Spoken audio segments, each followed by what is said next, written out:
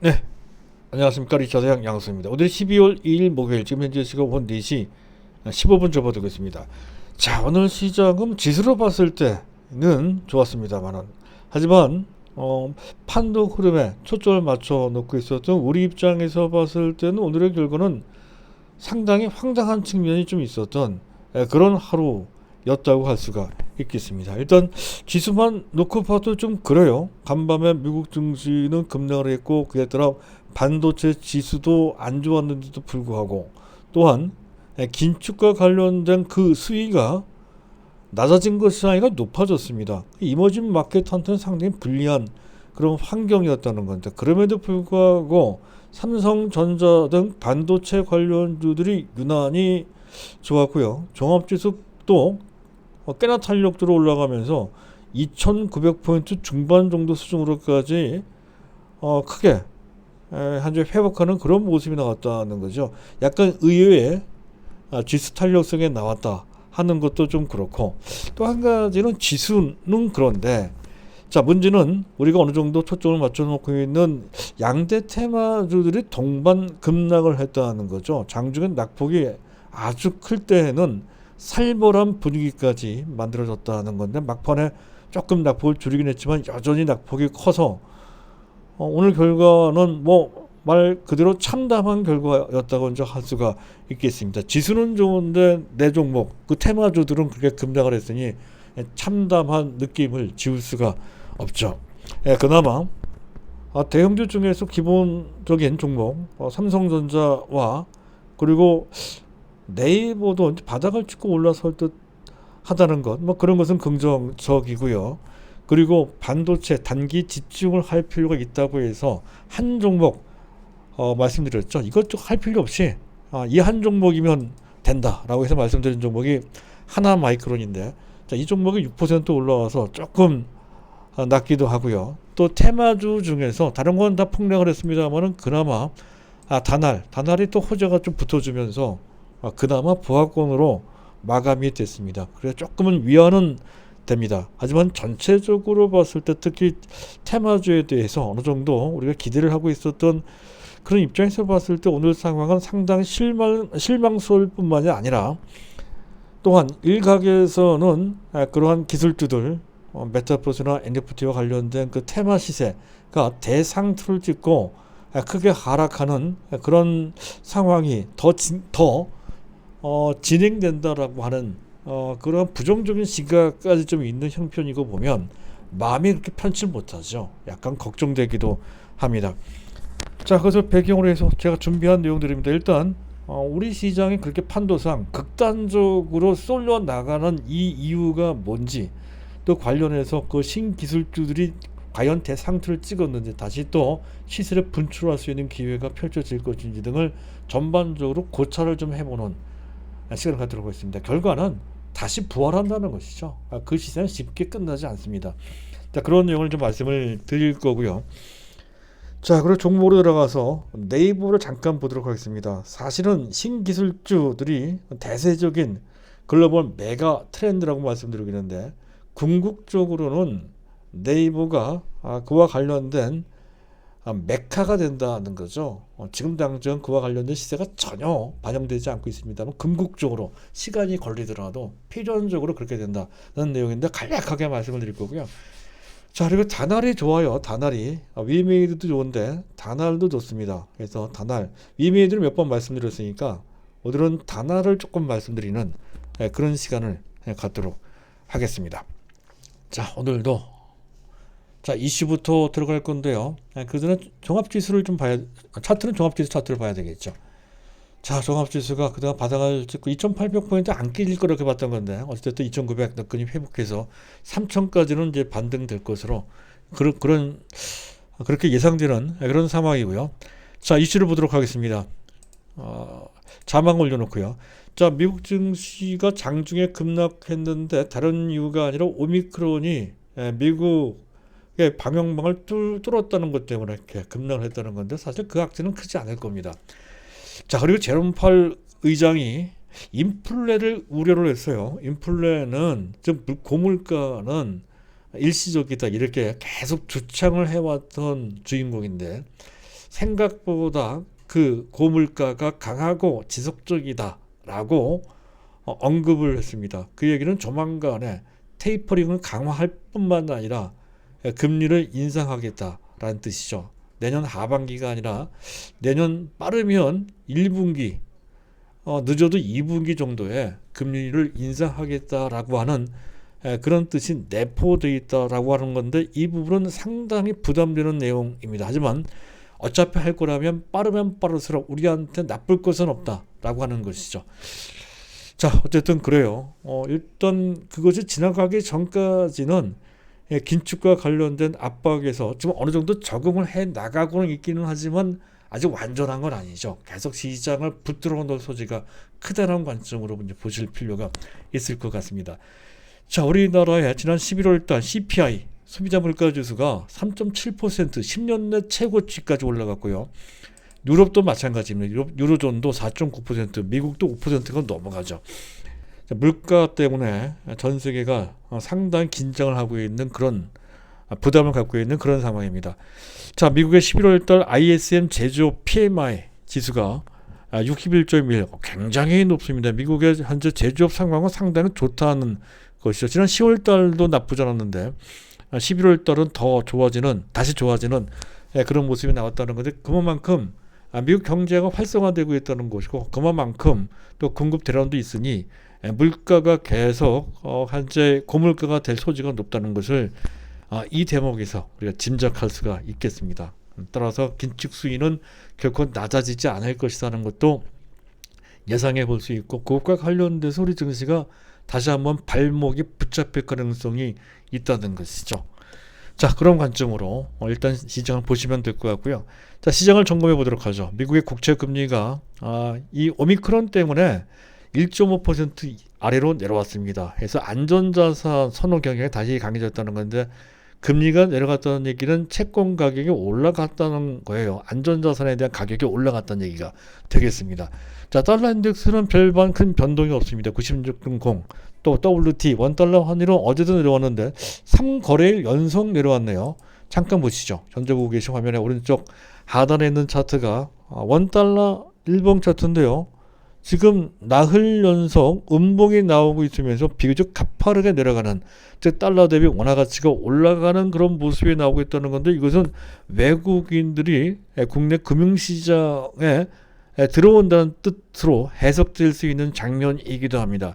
상황은 안 좋은데 외국인은 들어오는 이율 배반적인 상황이 만들어지고 있다는 거죠. 아마 추세를 보고, 아마 반도체를 보고 들어오는 것으로 그렇게 판단이 됩니다. 자, WTI 가격은 계속 내려갑니다. 0.92% 내려가서 65.57달러. 이것은 물가 안정에 약간 도움이 될 것으로 판단되는 상황이고요. 자, 주변 증시 오늘 잠깐 보도록 하겠습니다. 나스닥 선물이 좋았죠. 아마 오늘 장중에 이렇게 지수가 탄력적으로 올라가는 가장 기본적인 배경은 나스닥 선물일 가능성도 대단히 높다는 거죠. 따라서 오늘의 상승의 추세 상승이다, 이렇게 예단할 수 없는 그런 상황이라는 것이고요.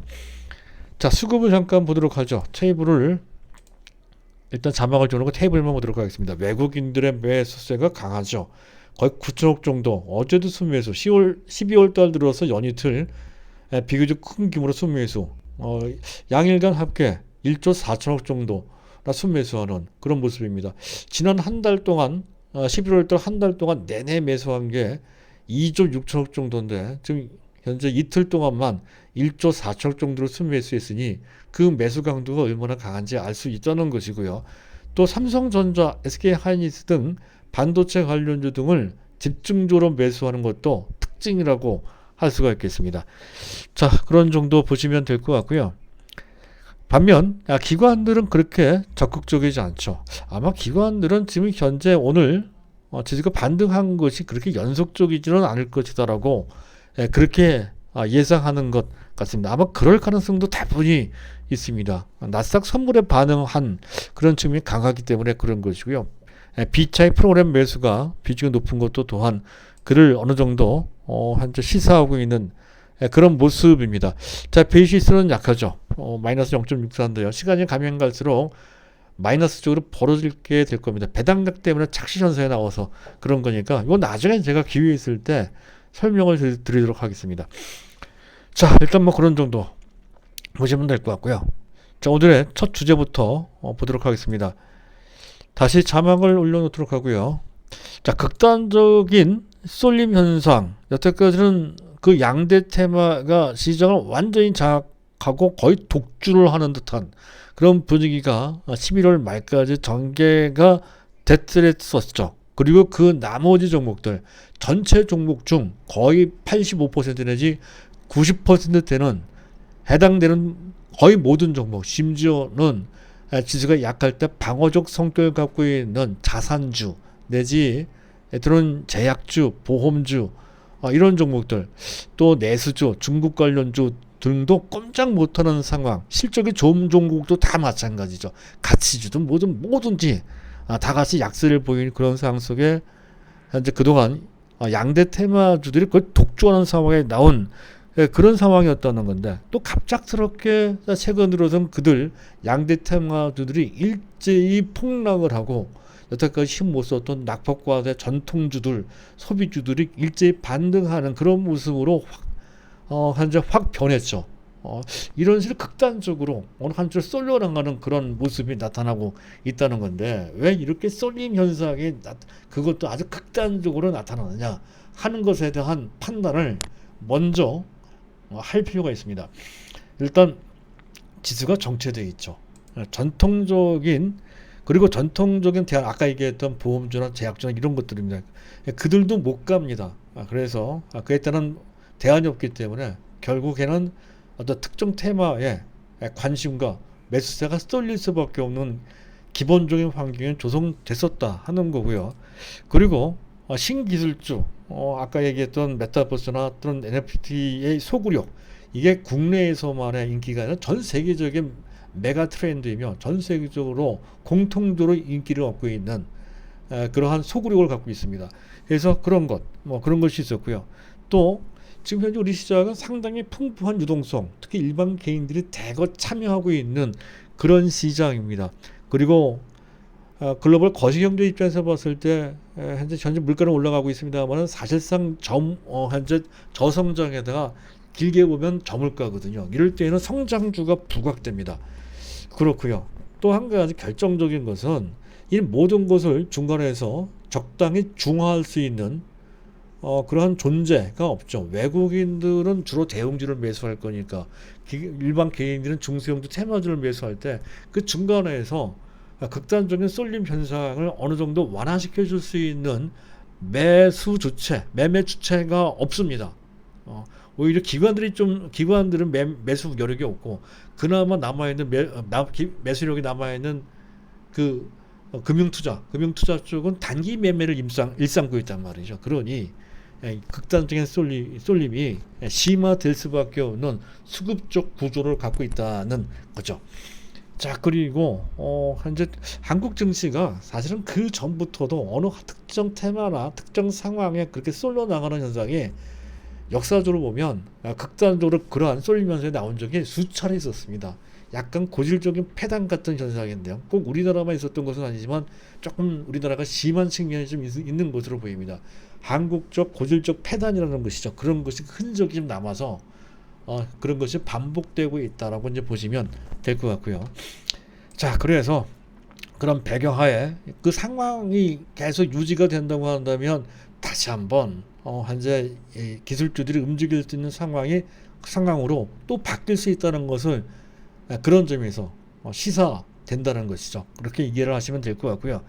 자, 그리고 신기술주들이 대상투 끝났나 하는 것인데, 끝나지 않았죠. 일단 이런 문제가 있기는 합니다. NFT나 메타버스는 조금 다르긴 한데, 일단 NFT가 한때 가장 이슈가 되고 있으니까 NFT 자체 문제점이 좀 있죠. 그것은 그전에 잘 말씀드리지는 않았습니다만 자체적인 문제점이 없는 것은 아닙니다. 일단 해킹이나 또 서버가 폐쇄된다든가 셧다운되는 거죠. 셧다운 되게 되면 그러면 원본이죠. 그 원본 자체가 지금 블록체인 기술을 통해서 그게 남아있긴 해도 원본 자체가 그 유통 세계에 삭제가 될 수 있다는 거죠. 그런 측면.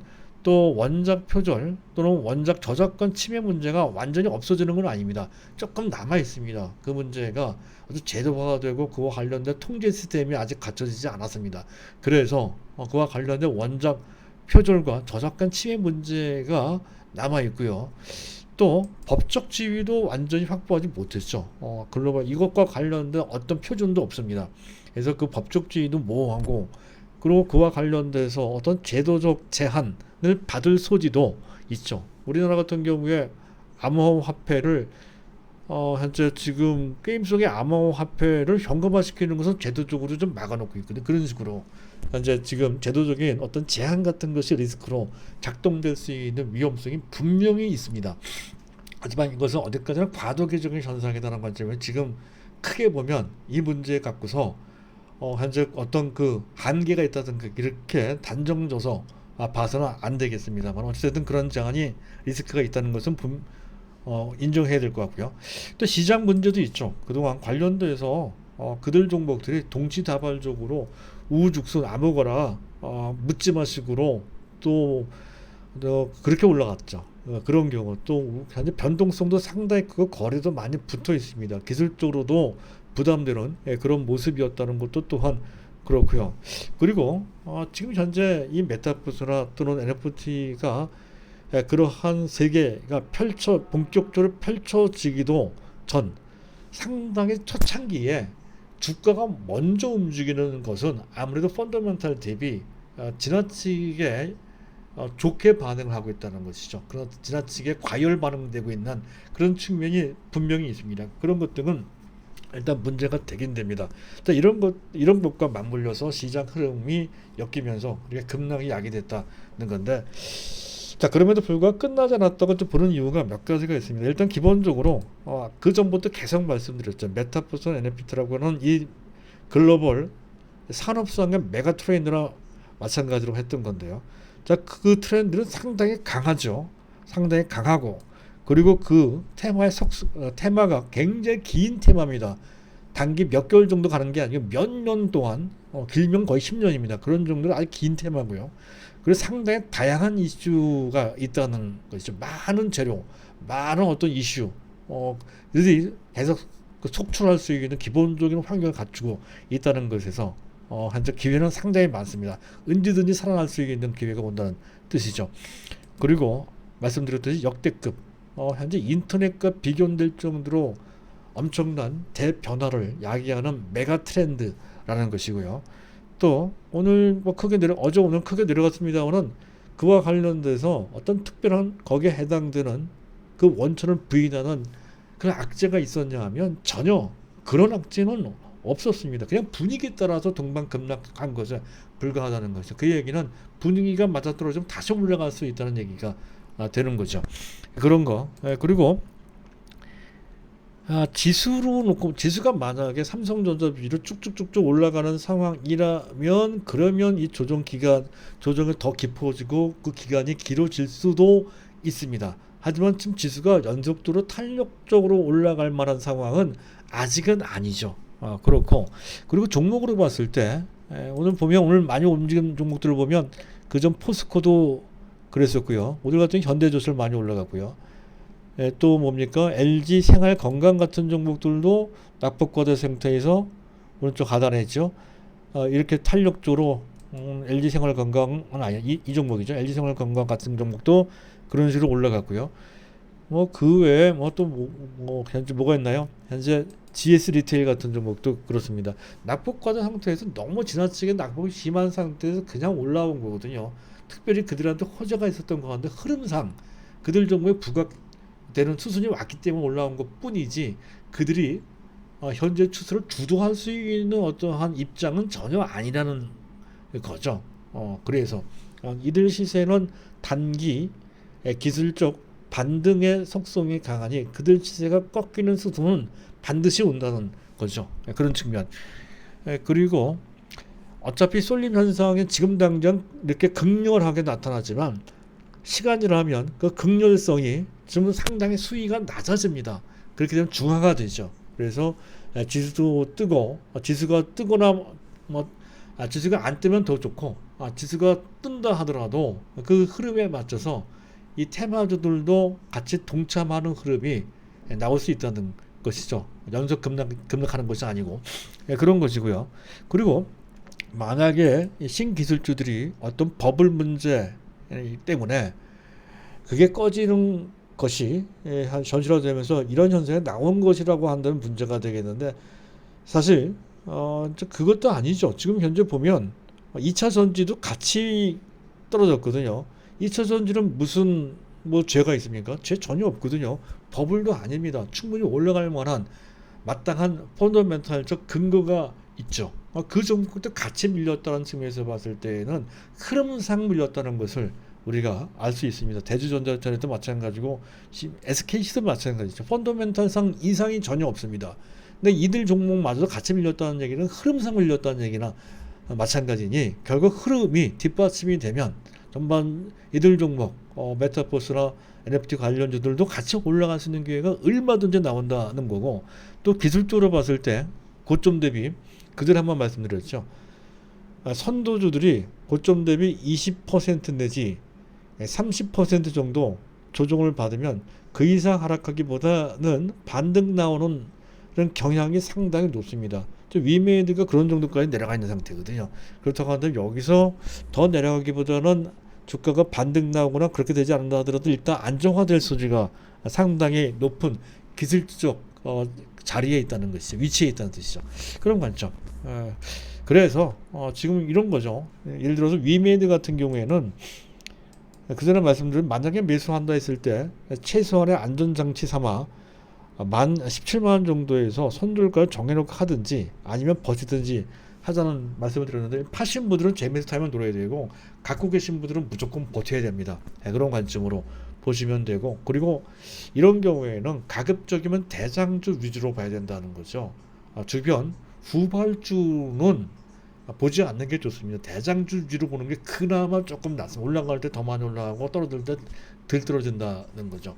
어차피 대장도 같이 떨어졌지만 이왕이면 번죽을 울리지 말고 가장 핵심이 되는 가장 뜨거운 종목을 해야 된다는 관점으로 보시면 돼요. 거기에 해당되는 종목은 일단 제 1순위 위메이드, 다날. 근데 다날도 괜찮은 것 같아요. 다날. 그리고 자이언트스텝은 약간 2순위로 약간 밀려 내려와야 될 것 같습니다.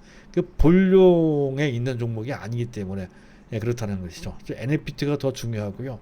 다날 현재 메타버스의 버추얼 휴먼을 만든다는 그런 정도 갖고서는 현재 그 메타버스의 핵심이라고 그러기에 조금 부족한 측면이 좀 있습니다. 그래서 현재 핵심 종목, 우리 종목에서는 다날과 위메이드다 하는 정도를 일단 축약을 시켜서 보시면 될 것 같고, 그 외에 DOU 그리고 알체라 같은 종목도 함께 보시면 된다는 정도로 정리를 해드릴 수가 있겠습니다. 일단 그 정도. 자, 두 번째 네이버.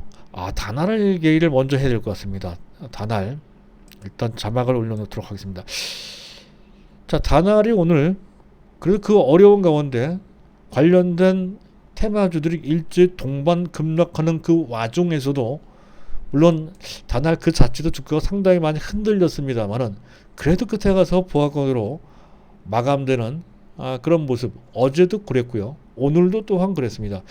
자, 호재가 좀 있었죠. 호재는 그겁니다. 투자자금 1,100억을 확보했다는 거죠.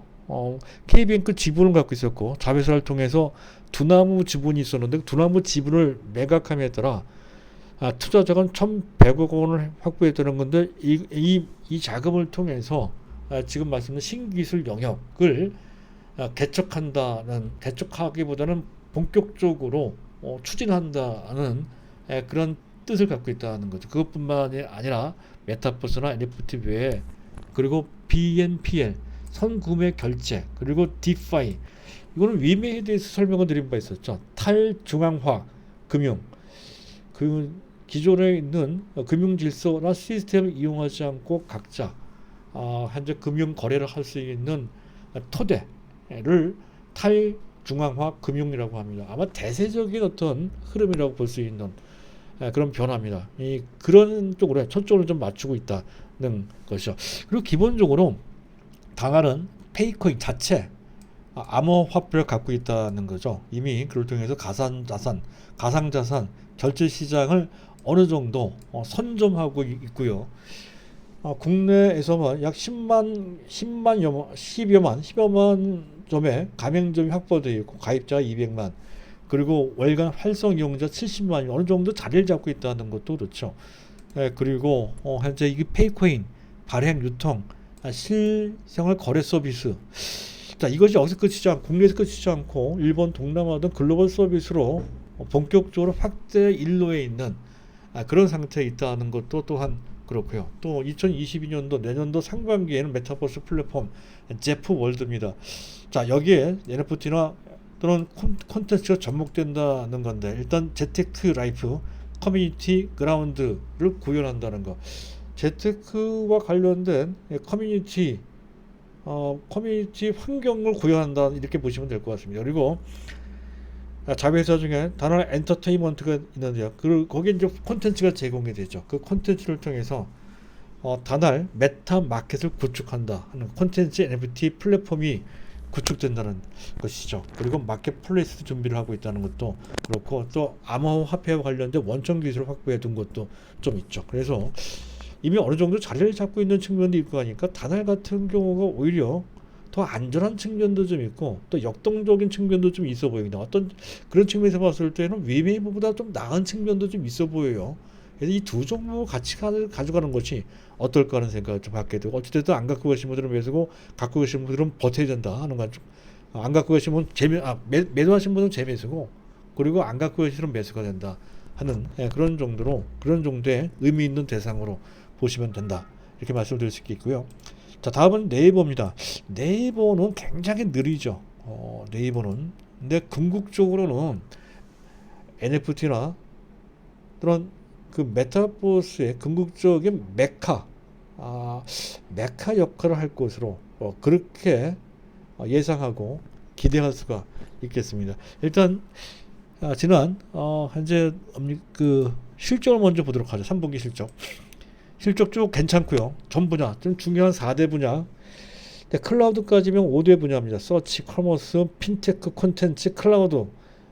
각각 그 서치 어느 정도 안정화된 본 궤도에 올라있는 서치 검색 부분이죠. 그것도 연간 성장률이 20 내지 30%나 됩니다. 그것을 제외한 나머지 신규 성장 부분도 거의 40 내지 50%씩 매년 초고속 성장을 하고 있다 하는 것을 먼저 알아두시면 됩니다. 이런 부분이죠. 그리고 신성장 4대 부분, 앞서 얘기했던 것처럼 초고속 성장한다는 것도 그렇고, 그리고 거기서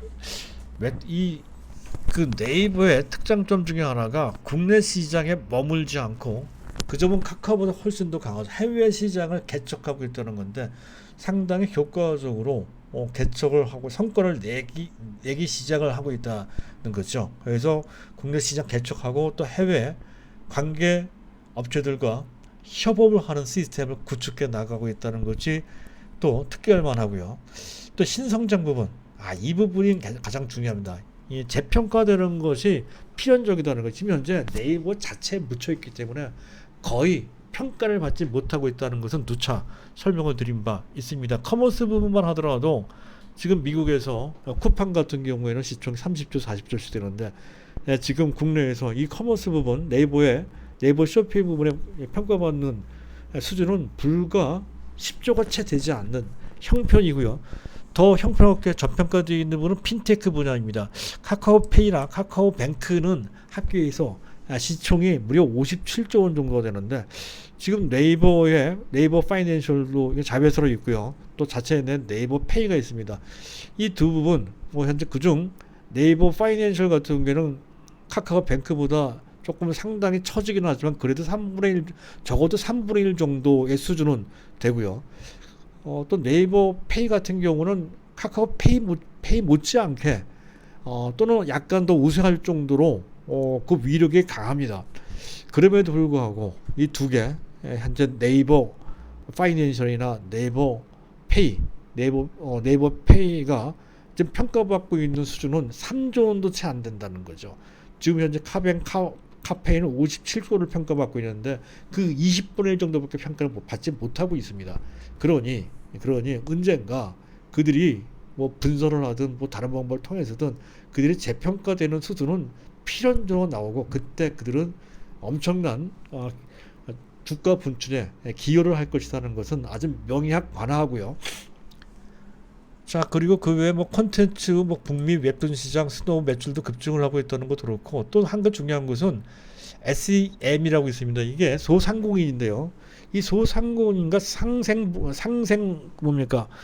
상생 생태계를 구축하고 있다는 것, 사회적으로 갑질과 관련돼서는 상대적으로 이제 지금 그 네이버가 상대적으로 안전합니다. 그런 측면도 그렇고, 그리고 또 메타버스, NFT 신기술 접목하는 데 있어서도 그 접목의 영역이 거의 무한됩니다. 콘텐츠도 갖고 있죠, 그 툴도 갖고 있죠, 플랫폼도 갖고 있죠. 모두 그렇거든요. 적극적으로 이미 하고 있지만 적극적으로 대시를 한다 했을 때 그와 관련된 모든 것은 네이버의 생태계와 직접적으로 연관된다는 거죠. 궁극적으로는 현재 이쪽 부분과 관련돼서 네이버가 그 크게 큰 만큼 메카 역할 소지가 상당히 크다는 건데, 관련해서 이런 내용을 잠깐 보시도록 하죠. 마지막인데요. 자, 이 네이버의 지금 뭡니까? 네이버에 메타버스를 넘어 아크버스라는 게 있습니다. 이게 데뷔 2021이라고 사내 개발자 대회를 통해서 현재 사내 개발자 대회를 통해서 공개가 된 내용인데요. 네이버 랩스에서 AI 인공지능이죠. 클라우드 DT는 디지털 트윈입니다. 이 모든 기술 융합한 기반을 바탕으로 해서 현실과 가상세계를 연결하는 생태계를 구축한다는 거죠. 메타버스보다 한 단계 더 위에 그러한 생태계라고 보시면 되겠습니다. 그래서 네이버 클라우드는 세계적인 경쟁력을 갖추고 있는 그런 수준까지 올라와 있습니다. 그 네이버 클라우드 플랫폼 개발된 ARC 시스템을 통해서 물리세계, 현실세계입니다. 거울세계, 디지털 트윈이라고 할 수도 있고요. 메타버스 세계라고 볼 수도 있겠습니다. 그 브릿지 역할을 하는 인터페이스나 어플라이언스, 어플을 적용할 수 있게 된다. 어플라이언스는 아닙니다. 어쨌든 그 어플리케이션을 적용할 수 있다는 것이죠. 그리고 그 외에 로봇, 또 AD는 자율주행, AR은 증강현실, SB는 뭡니까? 스마트 빌딩, SC는 스마트 시티 등 미래 세계 서비스와 또 준비하고 있다는 것이죠. 그리고 그 제피토에 아크버스를 적용한다는 것이고, 이 아까 얘기했던 그 메타버스를 넘는 새로운 세계, 메타버스보다 한 단계 더 업그레이드된 버전이라고 보시면 되겠습니다. 물론 네이버에 적용되는 그런 개념이지만 어쨌든 그것을 뛰어넘을 수 있는 개념이라고 보시면 될 것 같고요. 그리고 제피토가 거기 끝나는 것이 아니라 NFT를 발행한다, 준비하고 있고요. 자체 토큰까지 준비한다고 그러죠. 그리고 또 그것이 부족하면 또 제휴할 것이고요. 또 마켓플레이스도 준비를 하고 있습니다. 지금은 아직 시작 단계이기 때문에 그것이 드러나 있지 않아서 그렇지, 결국 이런 것이 하나 둘씩 벗겨짐에 따라서 새롭게 평가받는 수준이 필연코 온다는 것이죠. 지금 카카오는 어느 정도 돼가고 있죠. 카카오 게임을 통해서 말이죠. 하여튼 네이버는 그런 것이 아직 알려지지 않고 있습니다. 하지만 그것이 드러나면 드러날수록 그 수준은 반드시 올 수밖에 없고, 그렇게 되면 또 드러날수록 평가받는 수준은 필연적으로 온다는 건데, 다만 워낙 느립니다. 네이버의 사업에 이혜진 의장의 성격이 그런 것 같아요. 천천히 돌다리도 두들겨 간다 하는 그런 식으로 경영을 해서 이런 속성이 좀 나오는 것 같습니다. 자, 그런 측면에서 봤을 때 좀 답답하더라도, 좀 느리더라도 네이버 실망하지 말고 계속 정진해 볼 수 있다는 것을, 최근에 약간 조정을 좀 받았기 때문에 주식을 매수하는 데서 거의 부담이 없습니다. 다만 앞서 말씀드렸던 것처럼 느립니다. 또 약간 빠질 수도 있는데 그런 것에 실망할 필요 전혀 없습니다. 또 현재 느리다는 것도 감안을 하고 이 종목 삼성전자도 이렇게 갖고 있듯이 네이버도 장기 투자 대상으로 보시면 될 것 같습니다. 자, 오늘은 여기까지입니다. 감사합니다.